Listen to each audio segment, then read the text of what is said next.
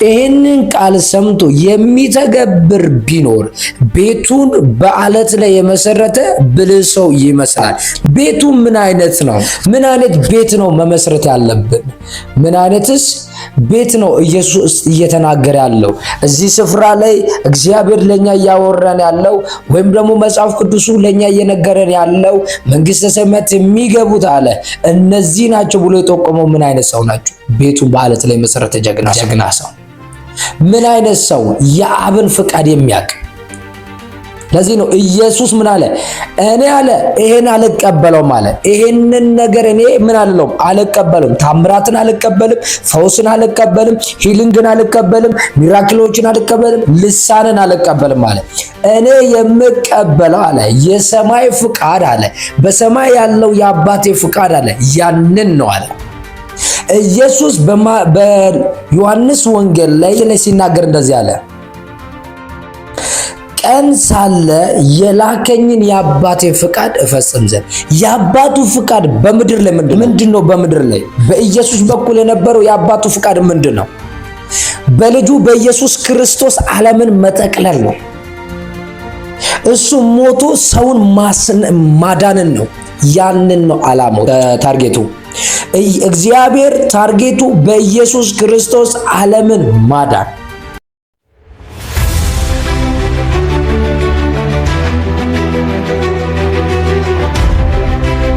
ነው። ማቴዎስ ወንጌል ምዕራፍ 7 ከቁጥር 21 ያለችውን ቃል እንማማራለን ማለት ነው። በጌታ በኢየሱስ ስም አነባለሁ። በሰማይ ያለውን የአባቴን ፍቃድ የሚያደርግ እንጂ ጌታ ሆይ ጌታ ሆይ የሚሉ ሁሉ መንግሥተ ሰማያት የሚገቡ አይደሉም። ጌታ ሆይ ጌታ ሆይ የሚሉ ሁሉ መንግሥተ ሰማያት የሚገቡ አይደሉም። እሺ ቁጥር 22 በዚያን ቀን ብዙዎች ጌታ ሆይ ሆይ ጌታ ሆይ በስምህ ትንቢትን አልተናገርንም፣ በስምህ አጋንንትስ አላወጣንም፣ በስምህ ብዙ ታምራትንም አላደረግንም ይሉኛል። የዚያንም ጊዜም ከቶ አላቋችሁም እናንተ አመፀኞች ከኔ ራቁ ብዬ እመሰክርባችኋለሁ። ስለዚህ ይህን ቃል ሰምቶ የሚያደርግ ሁሉ ቤቱን በአለት ላይ የሰራ ልባም ሰው ይመስላል። ዝናብም ወረደ፣ ጎርፍም መጣ፣ ንፋስም ነፈሰ፣ ያንን ቤት ገፋው፣ በአለት ላይም ስለተመሰረተ አልወደቀም። ይህም ቃል ሰምቶ የማያደርግ ሰው ሁሉ ቤቱን በአሸዋ ላይ የሰራ ሰነፍ ሰውን ይመስላል። ዝናብም ወረደ፣ ጎርፍም መጣ፣ ንፋስም ነፈሰ፣ ያንን ቤት መታ፣ ወደቀም፣ አወዳደቁም ታላቅ ሆነ ይላል። አወዳደቁ ምን ሆነ? ታላቅ ሆነ። እዛ ቁጥር 21 ላይ ሲናገር የአባቴን ፍቃድ የሚፈጽሙ አለ።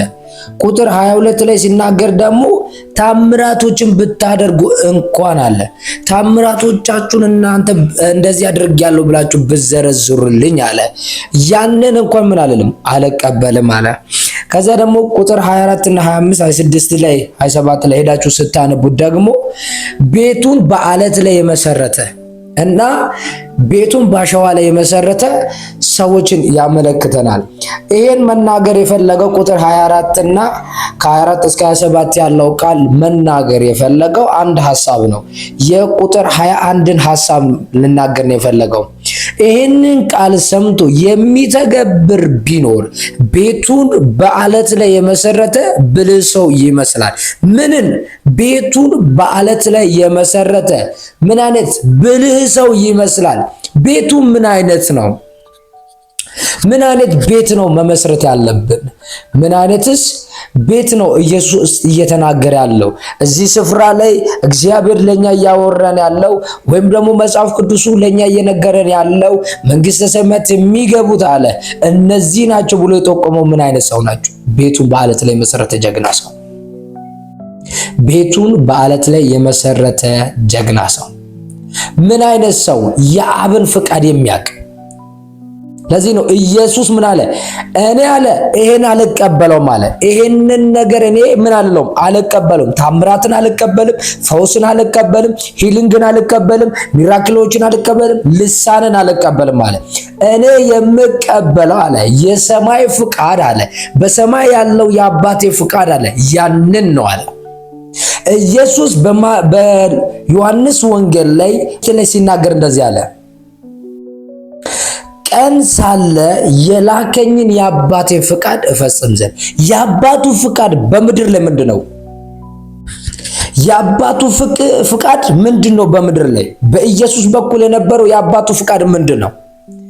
በልጁ በኢየሱስ ክርስቶስ ዓለምን መጠቅለል ነው። እሱ ሞቶ ሰውን ማዳንን ነው። ያንን ነው ዓላማው፣ ታርጌቱ። እግዚአብሔር ታርጌቱ በኢየሱስ ክርስቶስ ዓለምን ማዳን። አሁን በእኛ ውስጥ ደግሞ ምንድነው? በእኛ ውስጥ ያለው ፕሮግራሙ ምንድነው? እግዚአብሔር ከኛ የሚፈልገው ምንድነው? እግዚአብሔር ካንቺ የሚፈልገው ምን አይነት ፕሮግራም አለ? እኛ ውስጥ ምን አይነት ፕሮግራም አለ? አጋንንት ማስወጣት ነው። ታምራት ማሰጣት አይድኖ፣ እሱ አይደለም። ልጁን መግለጥ፣ ልጁን ሪፕሬዘንት ማድረግ፣ ልጁን ማብራራት፣ ልጁን መስበክ። ለዚህ ነው ወደ ዓለም ሁሉ ሂዱ፣ ወንጌልን ለፍጥረት ሁሉ ምን በሉ? ስበኩ። ምን በሉ? ስበኩ አለ። ለፍጥረት ሁሉ ምን? የመዳንን ወንጌል ስበኩ አለ። የሕይወትን ወንጌል ስበኩ አለ። ይሄንን ወንጌል አለ ለዓለም ሙሉ አድርሷቸው አለ። በአብ በወልድ በመንፈስ ቅዱስ ስም እያጠመቃችሁ ምንን አድርጉ? ደግሞ ደቀ መዝሙርቴ አድርጓቸው። የእግዚአብሔር ፍቃድ ያ ነው። የእግዚአብሔር ፍቃድ ይሄ ነው። እግዚአብሔር የሚፈልገው ፍቃዱ ይሄ ነው። ልጁን መግለጥ ነው። በኑሮ ውስጥ ልጁን መግለጥ ነው። በስብከት ውስጥ ልጁን መግለጥ ነው። በልጆች መካከል ልጁን መግለጥ ነው። በትዳር መካከል ልጁን መግለጥ ነው። የእግዚአብሔር ትልቁ ዓላማው። ዛሬ አንተ ምን እየሰራን ያለው? ቤትክ ምን ላይ ነው የተመሰረተው? ያንቺ ቤት በየትኛው ላይ ነው የተመሰረተው? ታይቶ በሚጠፋው ወይስ በዘላለማዊ ቃል ላይ ነው? በማይጠፋው በክርስቶስ ላይ ነው የተመሰረተ። ትዝ ይላችኋል እነዛ 10 ቆነጃጅቶች። ነገር ግን ድክመት አለባቸው። አምስቱ ላይ ብርታት አለባቸው። አምስቱ ላይ ኃይል አለባቸው። አምስቱ ላይ እየደከመ ያለ ኃይል አለባቸው። እየወደቀ ያለ ኃይል አለባቸው። የእግዚአብሔር ፍቃድ በትጋት መጠበቅ ነው። ለዚህ ነው ሉቃስ ወንጌል ምዕራፍ 18 እንደዚህ አለ፣ ተግታችሁ ጸልዩ አላቸው። በትጋት መጸለይ። ነገር አልተሳካም፣ በትጋት መጸለይ። የእግዚአብሔር ፍቃድ ምንድነው? በልጁ በኢየሱስ ክርስቶስ አምናችሁ ምን እንድትሉ? ጸንታችሁ እንድትቆሙ ነው። ለዚህ ነው ጳውሎስ እንደዚህ አለ፣ በዳናችሁት ድነት አለ ጸንታችሁ ቁሙ። ለጋላትያ ሰዎች ክርስቶስን ምን እንዳለ ከእናንተ ፊት ያንን የመሰለ ፕሬዘንስ፣ ያንን የመሰለ ሀልዎት፣ ያንን የመሰለ እግዚአብሔር ክብር፣ ያንን የመሰለ የእግዚአብሔር መገኘት ከናንተ ውስጥ ያወጡት፣ ከናንተ ውስጥ ያደበዘዙት በሌላ ነገር አይደለም፣ በዳናችሁት ድነት ላይ ጸንታችሁ ባለመቆም ነው። በዳናችሁት ድነት ላይ ጸንታችሁ ብትቆሙ፣ በዳናችሁት ድነት ላይ ጸንተሽ ብትቆሚ አለ የተሰቀለውን ክርስቶስን ከዓይናችሁ ፊት አያደበዝዙም ነበረ። ለዚህ ነው የእግዚአብሔር ፍቃዱ ምንድነው ካላችሁ የተሰቀለውን ኢየሱስን በሰው ፊት መግለጥ ነው። በትውልድ መካከል መግለጥ ነው። ይሄ ነው በቃ፣ ይሄ ነው ዋናው የእግዚአብሔር ዓላማ። ይሄ ነው የእግዚአብሔር ዋነኛው ፍቃዱ በዚህ ምድር ላይ መግለጥ የሚፈልገው። በልጁ በኢየሱስ ክርስቶስን ለማክበድ ነው። ዓለም ሁሉ በልጁ በኢየሱስ ክርስቶስ መጠቅለልን ነው። ስለዚህ ይሄንን ፍቃድ ነው ጸንቶ መቆም። ምን? በሰማኸው ድነት ላይ ጸንቶ መቆም፣ በተቀበልከው ድነት ላይ ጸንተ መቆም፣ አለት ላይ መመስረት፣ በክርስቶስ መመስረት፣ በእግዚአብሔር ቃል መመስረት። ጸሎትን መጸለይ የምትፈልጉ ሰዎች መጀመሪያ ቃሉን ላይ ፎከስ አድርጉ። ከጸሎት በፊት ቃል ላይ ፎከስ አድርጉ። ከጸሎት በፊት የምትጸልዩበትን ዋና ርዕሱን ማወቅ አለባችሁ። ይህን ሳታውቁ አትጸልዩ። ዝም ብሎ መጸለይ አይደለም ጸሎት የሚያስብለው። ዝም ብሎ ማገልገል አይደለም አገልግሎት የሚያስብለው። ዝም ብሎ አጋንንት ማስወጣት አይደለም አገልግሎት የሚያስብለው።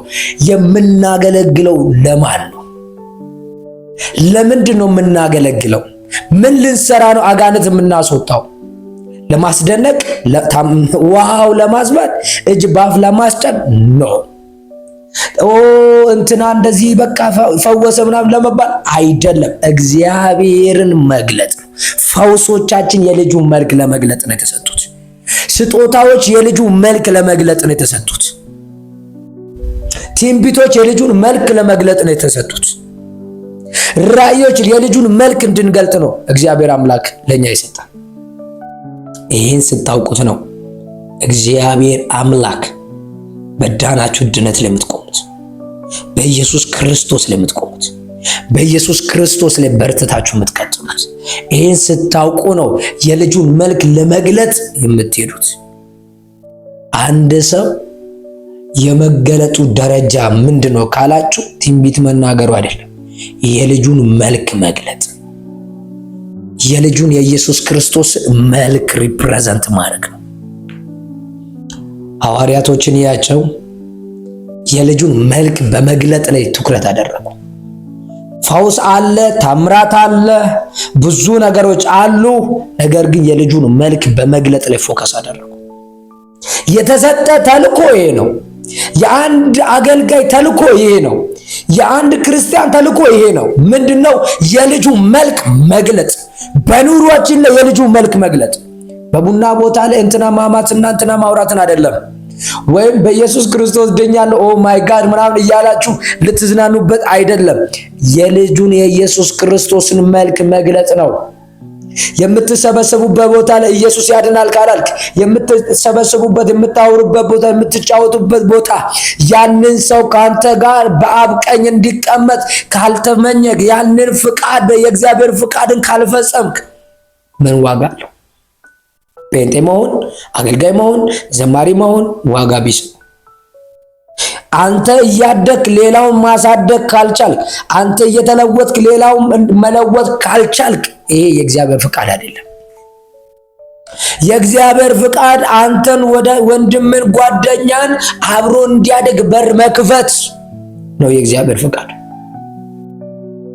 አንተ ያለህበት ቦታ ላይ እንዲኖር ነው የእግዚአብሔር ፍቃድ። አንተ የተቀመስከውን ያንን ቴስቲሞኒ ያንን እሱ መቅመስ አለበት። ያ ነው የእግዚአብሔር ፍቃድ።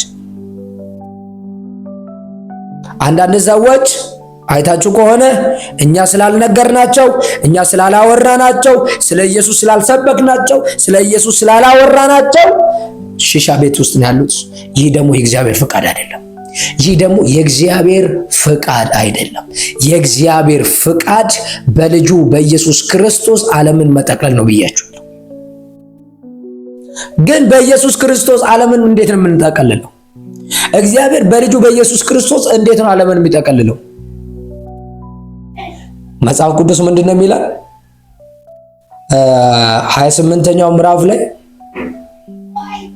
ወደ ዓለም ሁሉ ሂዱ፣ ለፍጥረታት ሁሉ ወንጌልን ስበኩ፣ በአብ በወልድ በመንፈስ ቅዱስ እያጠመቃችሁ ደቀ መዛሙርቴ አድርጓቸው። በአንተ በኩል ነው ይሄ በአንቺ በኩል ነው። የእግዚአብሔር ፍቃድ በኢየሱስ በኩል ነው። የኢየሱስ ክርስቶስ ፍቃድ ምንድነው ካላችሁ በእናንተ በኩል ሆኖ ወደ ዓለም መድረስ፣ ወደ ዓለም ሁሉ መድረስ። ለዚህ ነው አንድ በቆሎ ዘር መሬት ውስጥ ስገባ 60 እና 70 80 ፍሬ ታፈራለች። ኢየሱስ ክርስቶስ ባንተ ውስጥ አለ ማለት፣ ኢየሱስ ክርስቶስን አምነሃል ማለት፣ ኢየሱስ ክርስቶስ ካንተ የሚፈልገው 60 እና 70 100 ፍሬ ይፈልጋል። ያ ነው የበቆሎ ታሪክ፣ ያንተ ታሪክ ነው። የበቆሎ ህይወት ያንተ ህይወት ነው። ስለዚህ ኢየሱስን እንግለጠው፣ ኢየሱስን እናውራ፣ ስለ ኢየሱስ እንስበክ። እኛ ግን የተሰቀለውን ኢየሱስ ክርስቶስን እንሰብከዋለን። ተባረኩልኝ። ሼር እያደረጋችሁ ሰብስክራይብ እያደረጋችሁ ቤተሰቡን ሻል